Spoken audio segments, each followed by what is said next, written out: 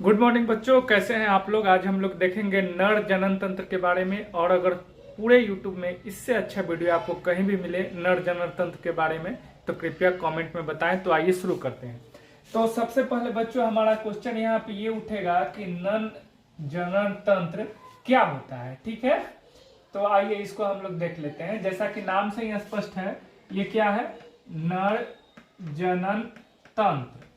तो देखिए, जब कोई भी बच्चा 10th क्लास में रहता है तो उसको सबसे ज्यादा कंफ्यूजन इस बात पे होता है कि नर का मतलब क्या, मेल फीमेल, उसी में वो कंफ्यूज होते रहता है।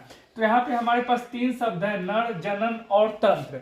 ठीक है बच्चों, तो नर का मतलब आप लोगों को याद रखना है, नर का मतलब होता है पुरुष।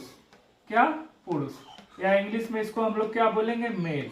तो ये अगर आपको याद रहेगा तो फिर कहीं कोई कंफ्यूजन नहीं होगा। अब है नेक्स्ट हम लोग का टॉपिक है जनन। जनन का मतलब क्या होता है, तो जनन को हम लोग बोलते हैं इंग्लिश में रिप्रोडक्शन।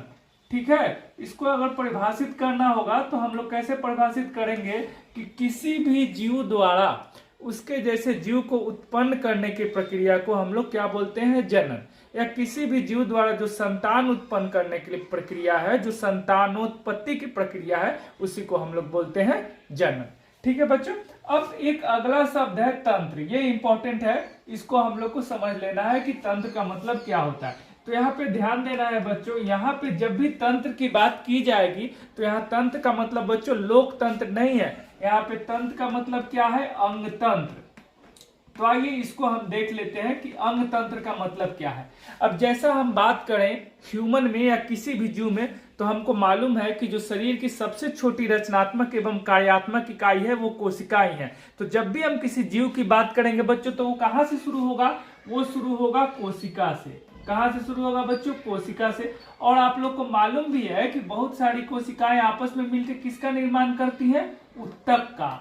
और बहुत सारे उत्तक आपस में मिलकर किसका निर्माण करते हैं, अंग का। और बहुत सारे अंग आपस में मिलकर किसका निर्माण करते हैं, अंग तंत्र का। तो यहाँ पे जो बात किया जा रहा है ना बच्चों, मानव जनन तंत्र, यानी यहाँ पे नर जनन तंत्र, तो यहाँ इसी अंग तंत्र का बात किया जा रहा है। ठीक है बच्चों, तो अब आप लोग को टॉपिक क्लियर हो गया होगा कि इस टॉपिक का मतलब क्या है। ठीक है, यहाँ तंत्र का मतलब है अंग तंत्र। कैसा अंग तंत्र, जो मेल में यानी कि पुरुष में रिप्रोडक्शन यानी कि जनन से रिलेटेड है, उन सब को एक साथ हम लोग क्या बोलेंगे, नर जनन तंत्र। आइए अब हम इसको देख लेते हैं कि बुक क्या बोलता है। बुक कह रहा है कि जनन कोशिका उत्पादित करने वाले अंग एवं जनन कोशिकाओं का निषेचन के स्थान तक पहुंचाने वाले अंग संयुक्त रूप से नर जनन तंत्र बनाते हैं। तो जैसा कि मैंने आपको शुरू में ही बताया कि कहीं भी अगर अंग तंत्र होगा तो उसका सबसे छोटा इकाई कौन सा होगा, कोशिका। तो निश्चित रूप से हम लोग नर जनन तंत्र का बात कर रहे हैं, तो इस नर जनन तंत्र का सबसे छोटा इकाई कौन सा होगा, कोशिका, जनन कोशिका। तो देखिए वही जनन कोशिका बता रहा है। आगे बोल रहा है नर जनन कोशिका अथवा शुक्राणु का निर्माण वृषण में होता है। ठीक है, तो यहाँ पे बच्चों हमको 2 नया शब्द मिला। एक तो शब्द मिला निषेचन और दूसरा मिला नर जनन कोशिका अथवा शुक्राणु। आइए इसको हम लोग देख लेते हैं कि इसका मतलब क्या है। ठीक है बच्चों,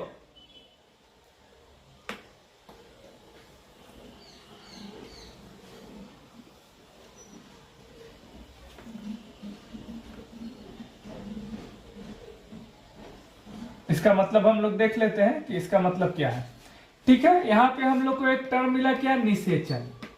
निषेचन, निषेचन, निषेचन का मतलब हम लोग देख लेते हैं कि निषेचन का मतलब क्या है। इंग्लिश में इसको बोलते हैं फर्टिलाइजेशन। क्या बोलते हैं बच्चों, फर्टिलाइजेशन। ठीक है, निषेचन वह प्रक्रिया है जिसके द्वारा मादा युग्मक और नर युग्मक आपस में मिल जाते हैं, उसी प्रक्रिया को हम लोग क्या बोलते हैं, निषेचन।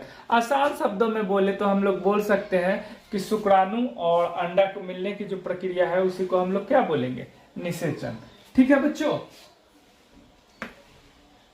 अब आइए आगे देखते हैं। अब नर जनन कोशिका अथवा शुक्राणु का निर्माण कहाँ होता है, वृषण में होता है। ठीक है, अब वृषण क्या है ये आप लोग को मालूम है, ये हम लोग पिक्चर देख लेंगे तो क्लियर हो जाएगा हम लोग का और अच्छे से। आइए देखिए। ठीक है, तो ये जो हमारा वृषण है बच्चों, ये जो हमारा वृषण है, यहीं पे निर्माण हो रहा है। किस चीज का निर्माण हो रहा है, बोलो बच्चों, नर जनन कोशिका का। किसका निर्माण हो रहा है, नर जनन कोशिका का, या इसको एक स्पेशल नाम दिया गया है क्या, शुक्राणु। तो शुक्राणुओं का जो निर्माण होगा बच्चों वो कहाँ होगा, इसी वृषण में होगा, ठीक है। और इसी वृषण से एक हार्मोन भी निकलता है बच्चों, उस हार्मोन को हम लोग क्या बोलते हैं, इस वृषण से जो हार्मोन निकलता है उस हार्मोन को हम लोग बोलते हैं टेस्टोस्टेरोन। क्या बोलते हैं बच्चों, टेस्टोस्टेरोन। टेस्टोस्टेरोन इसका इंग्लिश नाम है टेस्टोस्टेरोन, जिसको हिंदी में लिखा गया है टेस्टोस्टेरोन, ठीक है। अब इसका नाम टेस्टोस्टेरोन ही क्यों पड़ा, क्योंकि जिसको हम लोग बोल रहे हैं वृषण, वास्तव में यह इंग्लिश का शब्द है टेस्टिस, और चूंकि यह हार्मोन इसी टेस्टिस से सेक्रेट हो रहा है, इसीलिए इस हार्मोन का नाम रख दिया गया टेस्टोस्टेरोन, ठीक है बच्चों। आइए अब हम लोग नेक्स्ट देख लेते हैं। देखिए आगे क्या बोल रहा है, आगे ये बोल रहा है कि इसका कारण यह है कि शुक्राणु उत्पादन के लिए आवश्यक ताप शरीर के ताप से कम होता है। कह रहा है कि जो हमारा वृषण है वो शरीर से बाहर होता है, वो शरीर के अंदर नहीं होता है। जैसे हमारे शरीर के सभी जो अंदरूनी अंग है वो अंदर ही होते हैं, बस जो वृषण होता है वो शरीर के बाहर होता है। अब शरीर के बाहर क्यों होता है, शरीर के बाहर बच्चों इसलिए होता है क्योंकि शुक्राणु निर्माण के लिए जो तापमान होना चाहिए वो शरीर के तापमान से कम होना चाहिए, ठीक है। अब फिर प्रश्न उठता है कितना कम होना चाहिए बच्चों, तो वो होना चाहिए 2 डिग्री सेंटीग्रेड तक कम। कितना होना चाहिए, 2 डिग्री सेंटीग्रेड कम। जैसे हमारे शरीर का तापमान कितना है 37.5 डिग्री सेंटीग्रेड, तो जो टेस्टिस से में जो शुक्राणु का निर्माण हो रहा है, स्पर्म का फॉर्मेशन हो रहा है, उसके लिए हम लोग को कितना टेम्परेचर चाहिए, अप्रोक्सीमेट 35 डिग्री सेंटीग्रेड, ठीक है। आइए आगे देखते हैं। टेस्टोस्टेरोन हार्मोन के उत्पादन एवं श्रवण में वृषण की भूमिका की चर्चा हम पिछले अध्याय में कर चुके हैं।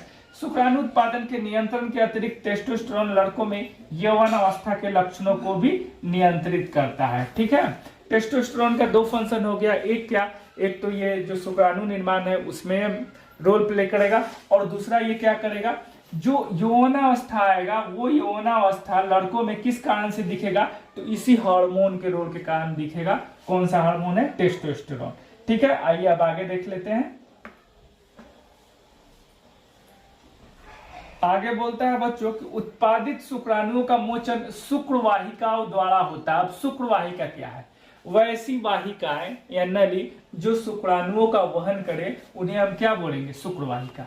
ये शुक्रवाहिकाएं मूत्राशय में आने वाली नली से जुड़कर एक संयुक्त नली बनाती हैं। अतः मूत्र मार्ग, जिसको इंग्लिश में हम लोग यूरेथ्रा बोलते हैं, शुक्राणु एवं मूत्र दोनों के प्रवाह का उभय मार्ग है। उभय मार्ग मतलब क्या, जैसे हम लोग पढ़ते हैं ना उभयचर, वैसे जंतु जो कि जल में भी रह सकते हैं और स्थल में भी रह सकते हैं उन्हें उभयचर बोलते हैं या एम्फीबिया बोलते हैं। उसी तरह उभय मार्ग का मतलब ये हुआ कि यहाँ से मूत्र भी पास हो सकता है और साथ ही साथ शुक्राणु भी पास हो सकता है, इसलिए ये संयुक्त नली है जो क्या है, मुक्त ये मूत्र और शुक्राणु दोनों के प्रवाह करने का एक ही मार्ग है, सिंगल पैसेज है, इसीलिए बच्चों इसको बोला गया उभय मार्ग।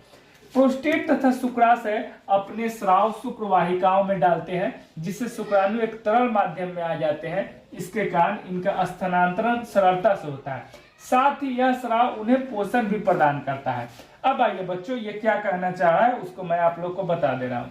अब जब आप इसको ध्यान से देखिएगा तो यहाँ पे आपको मिलेगा एक ग्रंथि जो है प्रोस्टेट ग्रंथि, ये बोलते हैं प्रोस्टेट ग्लैंड। अब प्रोस्टेट ग्लैंड से जो सेक्रेशन डिस्चार्ज होता है वो फ्लूइड के रूप में होता है, तरल पदार्थ के रूप में होता है, और वो जो हमारा यहाँ है जिसे हम शुक्राणु बोल रहे हैं उनको पोषण के साथ साथ उनको तरल अवस्था में ही रहता है ताकि वो फ्लूइड के रूप में फ्लो कर सके। क्योंकि हम लोग को भी मालूम है कि जो नर जनन कोशिकाएं होती हैं या शुक्राणु होते हैं ये जीवित कोशिकाएं होती हैं, तो जीवित कोशिकाएं हैं तो इनको पोषण चाहिए ना बच्चों, इसीलिए ये व्यवस्था यहाँ पे किया गया है, ठीक है। आइए अब हम लोग आगे देख लेते हैं। आगे क्या बोलता है, आगे बोल रहा है शुक्राणु सूक्ष्म संरचनाएं हैं जिसमें मुख्यतः आनुवांशिक पदार्थ होते हैं तथा एक लंबी पूंछ होती है जो उन्हें मादा जनन कोशिका की ओर तैरने में सहायता करती है, ठीक है बच्चों। तो अगर आप लोगों को कुछ भी समझ में नहीं आया होगा नर जनन तंत्र के बारे में तो आप लोग पूछ सकते हैं। Thank you very much.